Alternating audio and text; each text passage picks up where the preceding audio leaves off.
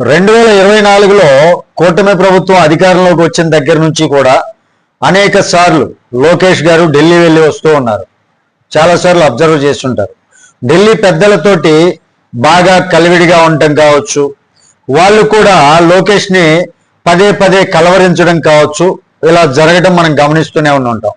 ఇది సాధారణ మర్యాద లేక రాజకీయంగా లోపల ఒక పెద్ద వ్యూహం నడుస్తుందా అనేటటువంటి చర్చ ఢిల్లీ వర్గాల్లో వినిపిస్తూ ఉందండి. దీన్ని అంతటినీ ఉపయోగించుకొని ఆల్మోస్ట్ ఈ 2 సంవత్సరాల కాలంలో లోకేష్ సైలెంట్ గా ఒక ఆపరేషన్ చేసి, అంటే ఆపరేషన్ అంటే హాస్పిటల్లో చేసేది కాదండి, సైలెంట్ గా రాజకీయంగా ఒక మూవ్ అనమాట అది. అలా సైలెంట్ గా జగన్మోహన్ రెడ్డికి ఒక ట్రాప్ అనేది సిద్ధం చేశాడు అనేటటువంటిది ఢిల్లీ వర్గాల్లో వినిపిస్తుందండి. గతంలో కేంద్ర పెద్దలతో జగన్కు ఉన్నటువంటి అనుబంధం అందరికీ తెలిసిందే. అదే బలాన్ని క్రమంగా నెమ్మదిగా కట్ చేసేటటువంటి ప్రయత్నమా లోకేష్ గారు చేస్తుంది అంటే అవునేమో. ఎందుకంటే వైఎస్ జగన్మోహన్ రెడ్డికి కేంద్రంలో ఉన్న పెద్దలకి ఉన్నటువంటి అనుబంధం ఏంటనేది మనం గతంలో చాలాసార్లు వార్తాపత్రికల్లో కావచ్చు, కొన్ని ప్రముఖ ఛానల్స్ ద్వారా కావచ్చు వినున్నాం, చూసాం వాళ్ళిద్దరు బంధం ఎలాంటిది అనేది. అధికారంలోకి వచ్చిన తర్వాత కూడా జగన్ హవా ఏమీ తగ్గలేదు. కూటమి ప్రభుత్వం అధికారం నడుస్తుంది, అయినా సరే జగన్ గారికి హవా కేంద్రంలో ఏమీ తగ్గలేదని కూడా మనం మాట్లాడుకున్నాం. వైసీపీ నాయకులు కూడా ఇదే చెబుతూనే ఉన్నారు. మనం ఎగ్జాంపుల్స్ చూసుకుంటే లిక్కర్ కేసులో కావచ్చు, ఇతర అంశాల్లో కావచ్చు, పెద్దల జోలికి రాకుండా ఆ కేసు అనేది జగన్మోహన్ రెడ్డి గారి దాకా రాకుండా, అంటే ఫైనల్ లబ్ధిదారు, చిట్ట చివరి లబ్ధిదారు ఎవరు జగన్మోహన్ రెడ్డి అని అందరికీ తెలుసు. కానీ ఆయన వరకు ఈ కేసులు రావట్లా. ఆయన వరకు కేసులు రాకుండా కింది స్థాయి వారితోనే ముగింపు కార్యక్రమం ఉంటుందని జనాల్లో ఎప్పటి నుంచో అనుకుంటున్నటువంటి మాట. కానీ అసలైనటువంటి కదలిక పై స్థాయిలో జరిగితే అది బయటికి కనపడదు కదా. కాకపోతే అసలైనటువంటి ఆపరేషన్ లోకేష్ చేయటం జరిగింది అనేది ఢిల్లీలో ఉన్నటువంటి పెద్దలందరి చేత స్వయానా తానే మాట్లాడి మరి అందరినీ ఒప్పించాడు అనేది బయటకు వస్తున్నటువంటి విషయం.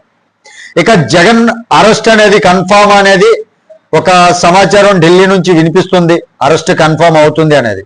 కానీ అరెస్ట్ అనే పదం గతంలో మనం చాలాసార్లు విన్నాం, వినిపించింది కూడా.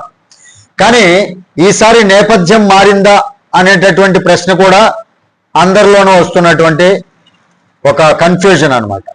కానీ రాజకీయాల్లో శాశ్వత మిత్రులు ఉండరు, శాశ్వత శత్రుత్వాలు ఉండవు.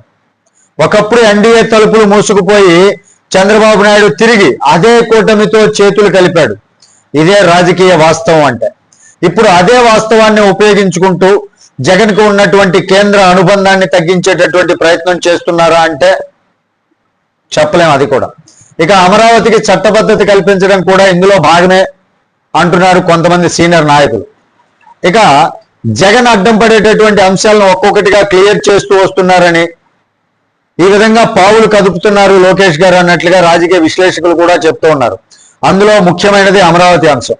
అమరావతి ఒక్కటే రాజధాని అనేటటువంటి దిశగా తీసుకున్నటువంటి నిర్ణయాలు జగన్ స్టాండ్కు పూర్తి వ్యతిరేకం. ఇది పరిపాలనా నిర్ణయమేనా లేక ఢిల్లీకి వెళ్ళే ఒక రాజకీయ సందేశమా అంటే చెప్పలేం. మొన్నటికి మొన్న చూసినట్లయితే అమరావతికి చట్టబద్ధత కల్పించడం కూడా ఇందులో ఒక భాగమే. జగన్ తోటి ఆ పైన ఉన్నటువంటి నాయకులకు ఉన్న బంధాన్ని తెగ్గొట్టడం, జగన్ వేటికైతే అడ్డం పడతాడో వాటన్నిటినీ వాళ్ళ చేతనే క్లియర్ చేయించడం, సైలెంట్ గా జరిగేటటువంటి రాజకీయ స్టెప్స్ బయటికి కనిపించవు, కానీ ఫలితం మాత్రం ఒక్కసారిగా కనిపిస్తుందండి. సోషల్ మీడియాలో జగన్ పై పెరుగుతున్నటువంటి వ్యతిరేకత, కొన్ని నిర్ణయాలపై ట్రోలింగ్ అండ్ అంతర్గత అసంతృప్తి, ఇవన్నీ కూడా ఢిల్లీ దాకా చేరుతున్నాయా అంటే ఇంటెలిజెన్స్ వర్గాల ద్వారా నరేంద్ర మోదీ వరకు వెళ్తూనే ఉన్నాయి. జగన్ భవిష్యత్తు రాజకీయంగా బలంగా కనిపించడం లేదని అక్కడ ఒక అంచనా కూడా ఏర్పడుతుంది ఢిల్లీ స్థాయిలో. ఇప్పటి వరకు జగన్ అరెస్ట్ అంటే ప్రజలు నమ్మలేదు. కారణం కేంద్రం నుంచి నరేంద్ర మోదీ యొక్క సహకారం ఉంది అనేటటువంటి నమ్మకం. ఆ సహకారం క్రమంగా తగ్గిపోతే, రాజకీయ సమీకరణాలు మారితే, లిక్కర్ కేసు కావచ్చు, ఇతర కేసులు కావచ్చు, ఏదో ఒక దాంట్లో చర్యలు తప్పవని ఇప్పుడు వినిపిస్తున్నటువంటి చర్చ. ఇది వాస్తవమా లేక రాజకీయ ప్రచారమా? కాలమే సమాధానం చెప్పాలి. కానీ ఒక విషయం మాత్రం స్పష్టం, నారా లోకేష్ గారికి ఢిల్లీలో చాలా పెద్ద స్థాయిలో అనుబంధాలు ఏర్పడుతున్నాయి. ఢిల్లీలో సైలెంట్ గా పావులు కదుపుతూ ఉన్నాడు. అది జగన్ కు రాజకీయంగా ట్రాప్ అవుతుంది అనేటటువంటి పెద్ద ప్రశ్న ఢిల్లీ వర్గాల్లో కూడా వినిపిస్తూ ఉంది.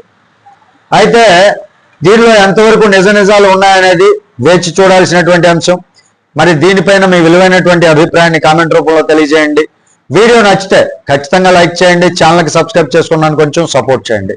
తిరిగి తర్వాత వీడియోతో మిమ్మల్ని అందరినీ మీట్ అవుతున్నప్పటి వరకు సెలవు. జై హింద్.